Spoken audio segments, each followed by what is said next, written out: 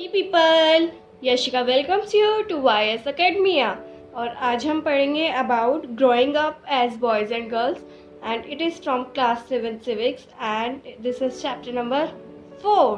So guys, being a girl or a boy is an important part of person's identity. जिस society में हम grow करते हैं वो हमें स्टार्टिंग से ही सिखाती है कि कौन सा बिहेवियर एक्सेप्टेबल है एक बॉय के लिए और कौन सा बिहेवियर एक्सेप्टेबल है एक गर्ल के लिए। पर कभी कभी हम सोचते हैं कि ये सब चीज़ें सेम है, हर सोसाइटी में ऐसा ही होता है, पर क्या हर सोसाइटी में ऐसा ही होता है?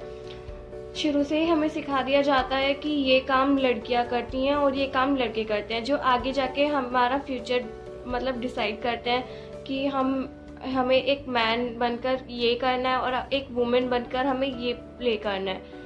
अब हम एक स्टोरी समझेंगे and it is from Madhya Pradesh in 1960s। तो यहाँ पे ग्रोइंग अप कैसा है? तो यूजुअली क्या होता था कि क्लास 6 के बाद जो बॉयज़ और गर्ल्स थे वो डिफरेंट स्कूल्स में जाते थे। तो जो गर्ल्स का स्कूल होता था उसमें कोई प्लेग्राउंड नहीं होता था, सिर्फ एक कोर्ट यार्ड होता था, और जो बॉयज़ का प्लेग्राउंड होता था वो बहुत बड़ा होता था। तो जब शाम को गर्ल्स उस स्ट्रीट से स्ट्रेट सिर्फ अपने घर पर जाती थी तो बहुत सारे बॉयज़ उनको एक पर्पस से देखा करते थे।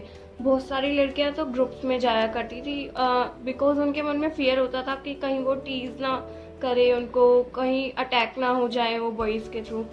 तो यहाँ ये हमें दिखाता है कि सोसाइटी हमें स्टार्टिंग से ही यंग एज से ही हमें सिखा देती है कि एक लड़की को कैसे क्या ट्रीट किया जाता है, क्या उसको करना चाहिए और एक बॉयज़ का बिहेवियर क्या होता है। तो ये हो गया। और शुरू से ही बचपन से क्या होता है कि लड़कियों को बेबी डॉल दी जाती हैं, बारबी डॉल दी जाती हैं, और बॉयज़ को कार दिए जाते हैं, मोटरसाइकिल्स दी जाती हैं। तो ये भी दिखाता है कि एक लड़की को क्या दिया जाता है और एक लड़के को क्या दिया जाता है। तो ये डिफ्रेंशिएशन दिखाता है। हमारी सोसाइटी में मैन और वुमेन का स्टेटस है वो बिल्कुल भी इक्वल नहीं है, या फिर जो वो वर्क करते हैं, जो वो रोल प्ले करते हैं, उसको भी इक्वल नज़रों से नहीं देखा जाता है। सोसाइटी में वुमेन के हाउस होल्ड वर्क्स को कभी भी कोई वैल्यू नहीं दी जाती है। तो अब हम एक स्टोरी से देखेंगे कि क्या होता है। हरमीत और सोनाली दो बच्चे हैं। सोनाली अपनी मम्मा से कहती है कि मम्मा हम सब एक ट्रिप पे जा रहे हैं और हरमीत की मम्मा भी जा रही हैं, तो आप भी हमारे साथ चलिए। हरमीत की मम्मा कोई भी वर्क नहीं करती है, आप तो एक बिजनेस वूमन है। तो सोनाली की मम्मा कहती है कि तुम कैसे कह सकती हो कि वो वर्क नहीं करती हैं, वो रोज़ सुबह 5 बजे उठ जाती हैं। तो वो कहती है कि वो तो बाहर भी नहीं जाती, घर से घर पर ही तो रहती हैं, तो वो वर्क कहाँ करती हैं। तो फिर क्या होता है, सोनाली कहती है चलो मेरे साथ, हम हरमीत की मम्मा से ही पूछ लेते हैं वो इसके बारे में क्या सोचती हैं। तो सोनाली की और उसकी मामा हरमीत के घर पे जाते हैं और वो हरप्रशन जो हरमीत के पापा हैं उनसे पूछती है कि सोनाली का कहना है कि आपकी वाइफ कोई काम नहीं करती है। तो हरमीत कहती है कि सही तो कह रही है सोनाली। तो फिर क्या होता है, सोनाली की मम्मा हरमीत की मम्मा से कहती हैं कि आप क्यों ना एक दिन का ऑफ ले लें, तो फिर हम पहचान जाएंगे कि आप कुछ काम करती हैं या नहीं। तो हरमीत की मम्मा एग्री करती हैं और वो अगले दिन स्ट्राइक ले लेती हैं। फिर क्या होता है कि सुबह 7:30 बजे जब बस की डिंग डिंग आती है, डिंग डिंग आवाज़ आती है, तो बच्चे रेडी नहीं होते हैं, लाइक हरमीत और उसका भाई रेडी नहीं होते हैं। और फिर उसके पापा उन्हें जल्दी जल्दी रेडी करके स्कूल बस तक छोड़ने जाते हैं। फिर हरमीत की मामा पूछती हैं व्हाट अबाउट लंच, तो उसके पापा कहते हैं कि कोई बात नहीं, लंच को भूल जाओ, मैं तुम दोनों को कुछ पैसे दे दूंगा, तुम उससे कुछ खा लेना, ठीक है। फिर वो आते हैं, हरमीत के पापा घर वापस आते हैं तो कहते हैं कि कोई लगता है कोई तूफान आया था घर में, क्योंकि घर पे तो कोई सफाई ही नहीं हुई थी। उसके बाद फिर वो कहते हैं हरमीत की मामा से व्हाट अबाउट टी, तो वो कहते हैं कि ओ मैं तो भूल गया था तुम्हारी यहाँ स्ट्राइक है, मैं खुद ही बना लेता हूँ। फिर वो चिल्लाते रहते हैं कि चाय की पत्ती कहाँ है, चाय पत्ती कहाँ है, ठीक है। फिर उसके बाद मतलब वो सब बहुत ज़्यादा परेशान हो जाते हैं। जिस वर्क की वो वैल्यू नहीं कर रहे थे, वो सोचते थे कि हरमीत की मम्मा कोई काम नहीं करती है, और वो उस काम को कभी भी वैल्यू नहीं दे रहे थे, समझ नहीं पा रहे थे। अब वो जब वो काम कर रहे हैं और उनको टाइम पे कुछ भी नहीं मिल रहा है, तो अब उनको समझ आ रहा है कि हरमीत की मम्मा कितना काम करती थी। अब क्या होता है, शाम को गेस्ट भी आने वाले होते हैं, तो डिनर का क्या होगा। तो इससे हम देखते हैं कि एक हाउस होल्ड वुमेन की क्या वैल्यू होती है, वो क्या रोल प्ले करती है। सोसाइटी में लोग सोचते हैं कि वुमेन को ये सब वर्क आते हैं नेचुरली, तो इसलिए उसको पेड करने की कोई ज़रूरत नहीं है और ये उसका काम है, इसलिए उसको कभी भी वैल्यू नहीं दी जाती। ऐसी ही कुछ स्टोरी होती है डोमेस्टिक वर्कर्स की। उनके एम्प्लॉयर्स कभी भी उनको ज़्यादा रिस्पेक्ट नहीं देते हैं, जैसे कि उनकी ज़्यादा वैल्यू नहीं होती है, ऐसे कि सोसाइटी वाले मानते हैं। बल्कि उनका काम भी सुबह 5 बजे से शुरू होता है और कभी कभी रात को 12 बजे भी ख़त्म होता है। तो वो बहुत सारे काम करती हैं, बहुत सारे घरों के काम करती है, क्योंकि उनके पास इनकम की कमी होती है, उनके पास पैसों की कमी होती है।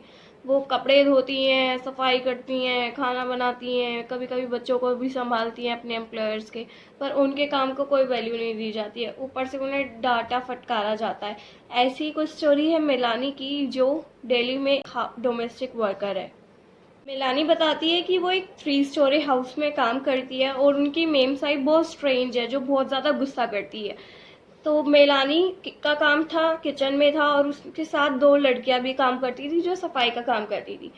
तो उन्हें सुबह नाश्ते में क्या मिलता था, सिर्फ 1 कप चाय और 2 सूखी रोटियां। उनको कभी भी तीसरी रोटी नहीं मिलती थी। और उनकी जो मेम साहिब थी वो बहुत ज़्यादा चिल्लाती थी कोई भी काम डन हो जा करने के लिए, मतलब कोई भी काम उसको कराना था, चिल्ला चिल्ला के कैसे भी करवा के उसे करवाना था। और रात को क्या होता था कि जो दूसरी लड़कियां होती थी वो मेलानी से भीख मांगती थी कि उनको एक्स्ट्रा रोटी दे, क्योंकि क्या होता था कि वो सारा दिन काम करती थी तो बहुत ज़्यादा थक जाती थी। तो मेलानी क्या करती थी, अपने लिए भी एक एक्स्ट्रा रोटी बनाती थी और उन दोनों को भी एक्स्ट्रा एक्स्ट्रा रोटियां दे दिया करती थी।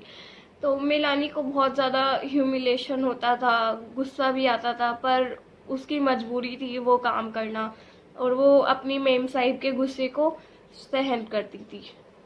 अगर हम एक वुमेन के बाहर के काम को और घर के काम के टाइम को कैलकुलेट करें तो वो मैन के काम के टाइम से ज़्यादा होगा। इट मीन्स कि women spend less leisure time than men, but फिर भी उसको इतनी वैल्यू, इतनी रिस्पेक्ट नहीं दी जाती है सोसाइटी में जैसे कि एक मैन को दी जाती है। Guys, equality is an important principle of our constitution, but जो हमने इस चैप्टर में सुना, क्या वहाँ पे इक्वालिटी एग्जिस्ट करती है? क्या मैन और वुमेन के स्टेटस में इक्वालिटी एग्जिस्ट करती है? नहीं। लोग आज भी डिस्क्रिमिनेशन करते हैं बॉयज़ एंड गर्ल्स में, उनके सेक्सेस के बीच में। हमारी गवर्नमेंट को ये समझना चाहिए और इसके रीजंस ढूंढने चाहिए और इस डिस्क्रिमिनेशन को ख़त्म करने की कोशिश करनी चाहिए। हाँ, गवर्नमेंट ने किया भी है कि हर ऑर्गेनाइजेशन में 30 एम्प्लॉयज़ जो हो, every organisation should have more than 30 women employees. और बहुत सारे स्कूल्स भी खोले हैं लड़कियों के लिए और आंगनवाड़ी सेंटर्स भी खोले हैं, but there is lot more to be done. Okay, so guys, we stop here and next we will study about how women change the world. So, so thank you. Bye bye. Take care. We will meet soon with the next video.